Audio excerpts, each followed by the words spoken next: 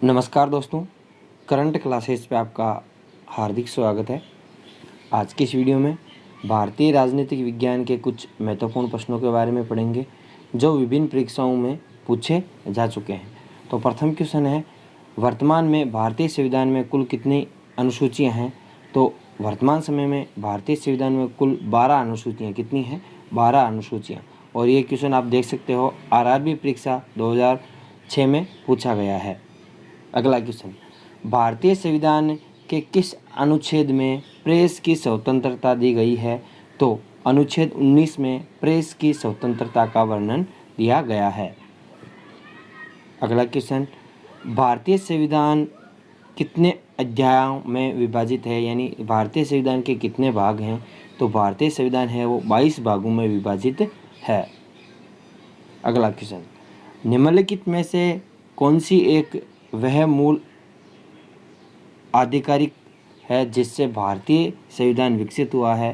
तो मूल आधिकारिक का है वो है भारतीय शासन अधिनियम 1935, जिसके तहत भारतीय संविधान है वो विकसित हुआ है। यानी सबसे ज़्यादा हिस्सा है वो भारतीय संविधान में भारतीय शासन अधिनियम 1935 से लिया गया है। अगला क्वेश्चन, भारत का संविधान पूर्ण रूप से कब तैयार हुआ? तो भारत का संविधान पूर्ण रूप से 26 नवंबर 1949 को तैयार हुआ था। अगला क्वेश्चन, भारतीय संविधान में समवर्ती सूची किसके संविधान से ली गई? यानी कौन से देश के संविधान से ली गई है? तो समवर्ती सूची है वो ऑस्ट्रेलिया के संविधान से ली गई है। अगला क्वेश्चन है, कौन सा मौलिक अधिकार नहीं है? तो व्याख्यान की स्वतंत्रता का अधिकार ये मौलिक अधिकार है। संवैधानिक प्रतिकार का अधिकार ये भी मौलिक अधिकार है। समानता का अधिकार ये भी मौलिक अधिकार है। संपत्ति का अधिकार जो पहले मौलिक अधिकार था अब उसे हटा दिया गया है। अब संपत्ति का अधिकार मौलिक अधिकार नहीं है।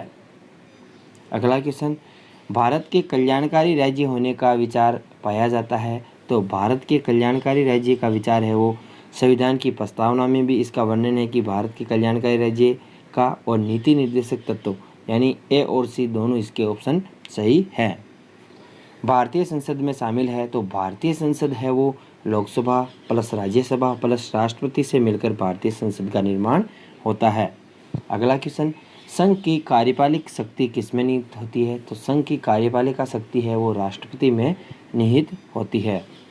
भारत के राष्ट्रपति निर्वाचित होने के पात्र बनने के लिए किसी व्यक्ति की आयु कितनी होनी अनिवार्य है? तो 35 वर्ष या 35 वर्ष से ज़्यादा आयु वाला ही व्यक्ति राष्ट्रपति का चुनाव लड़ सकता है। अगला क्वेश्चन, जब राष्ट्रपति एवं उपराष्ट्रपति का पद खाली हो तो भारत के राष्ट्रपति के पद पर कौन विराजमान रहता है? तो भारत का मुख्य न्यायाधीश है। यदि राष्ट्रपति और उपराष्ट्रपति दोनों का पद खाली हो तो उनका कार्यभार है वो भारत के मुख्य न्यायाधीश द्वारा संभाला जाता है।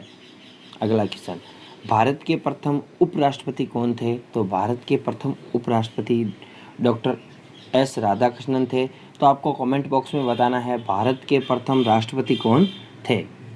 अगला क्वेश्चन, राज्यसभा के चुनाव हेतु एक अभ्यर्थी की आयु निम्नलिखित में से कम कितनी होनी अनिवार्य है? तो 30 वर्ष या 30 वर्ष से ज़्यादा उम्र का व्यक्ति राज्यसभा का चुनाव लड़ सकता है। अगला क्वेश्चन, राष्ट्रपति आंग्ल भारतीय समुदाय के कितने प्रतिनिधियों को लोकसभा में मनोनीत करता है? तो राष्ट्रपति आंग्ल भारतीय समुदाय के 2 प्रतिनिधियों को लोकसभा में मनोनीत करता है। मंत्रिमंडल की बैठक की अध्यक्षता कौन करता है? तो प्रधानमंत्री है वो मंत्रिमंडल की बैठक की अध्यक्षता करता है। अगला क्वेश्चन, कोई व्यक्ति संसद के किसी भी सदन का सदस्य हुए बिना केंद्र में कितनी अवधि तक मंत्री रह सकता है?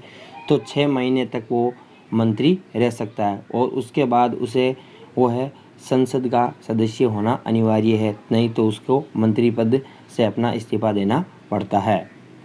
अगला क्वेश्चन, भारत के प्रथम उप प्रधानमंत्री कौन थे? तो भारत के प्रथम उप प्रधानमंत्री सरदार वल्लभ भाई पटेल थे। अगला क्वेश्चन, कोई विधेयक धन विधेयक है कि नहीं, इसका निश्चय अंतिम रूप से कौन करता है? तो लोकसभा स्पीकर ही निश्चय करता है कि कोई विधेयक धन विधेयक है या नहीं है। अगला क्वेश्चन, केंद्र सरकार के व्यय को नियंत्रित करने की शक्ति किसमें निहित होती है? यानी केंद्र सरकार के खर्च को नियंत्रित करने की शक्ति है वो नियंत्रक एवं महालेखा परीक्षक में होती है। यदि मेरे द्वारा दी गई जानकारी यदि आपको अच्छी लगी हो तो वीडियो को अपने दोस्तों के साथ ज़्यादा से ज़्यादा शेयर करें। Thanks for watching us.